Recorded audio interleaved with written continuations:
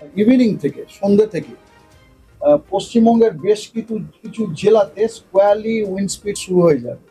Wind speed reaching 45 থেকে 55 kilometre per hour, gusting two 65 kilometre per hour, এবং সেগুলি হলো হাওড়া, হুগলি, কলকাতা, ইস্ট মেদিনীপুর ডিস্ট্রিক্টে ফ্রম ইভিনিং 26 মে।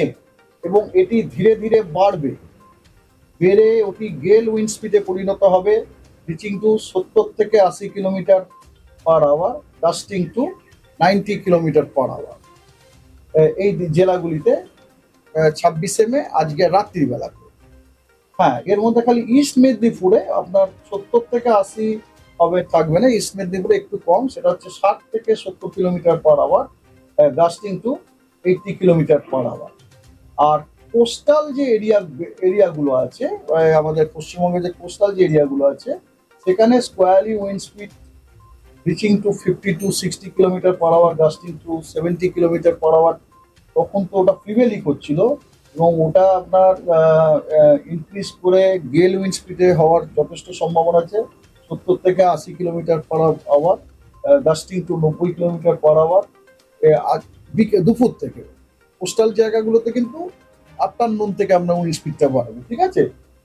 এবং রাত্রে ওটা 100 থেকে 120 kilometre per hour, gusting to 135 kilometre per hour হবে আপনার along the and of the ইয়ে অ্যাডজয়েন্ট ইয়ার। ইভিনিং থেকে বলতে পারেন, ইভিনিং মানে আজকে সন্ধ্যে থেকে কালকে সকাল পর্যন্ত, আজকে সন্ধ্যে থেকে কালকে সকাল পর্যন্ত আমাদের যে ওয়েস্ট বেঙ্গলের যে কোস্টের যে জায়গাগুলি আছে, ওখানে আপনার gale wind of the speed of 100 to 120 kilometre per hour, gusting to 135 kilometre per hour থাকার সময়। আমফান ছিল একটা সুপার সাইক্লোনিক স্টর্ম। একটা সুপার সাইক্লোনিক স্টর্মে যে উইন্ড স্পিড থাকে সেটা হচ্ছে 120 নট। এবার 120 নট মানে তাকে আপনাকে কালকেই আমি বললাম কত দিয়ে গুণ করতে, 6 দিয়ে গুণ করতে হয়। 106 তো নাকি 1.8 দিয়ে গুণ করতে, মানে প্রায় ধরুন 2 এর মতো। প্রায় যদি 2 এর মতো ধরেন, তাহলে ম্যাক্সিমাম উইন্ড স্পিড কত হচ্ছে? প্রায় ধরুন 220 টুরির মতো, 220-240 এর মতো, ঠিক আছে। আর এটাকে কি বললাম?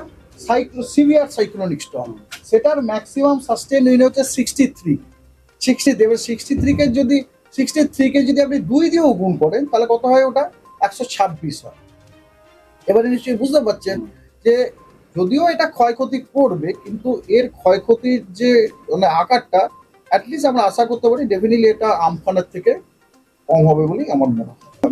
মঙ্গলার বাংলাদেশের মঙ্গলা, হ্যাঁ, বাংলাদেশের যে মঙ্গলা আছে না, ল্যান্ডফল কি ওইখানটাতে মঙ্গলাতে?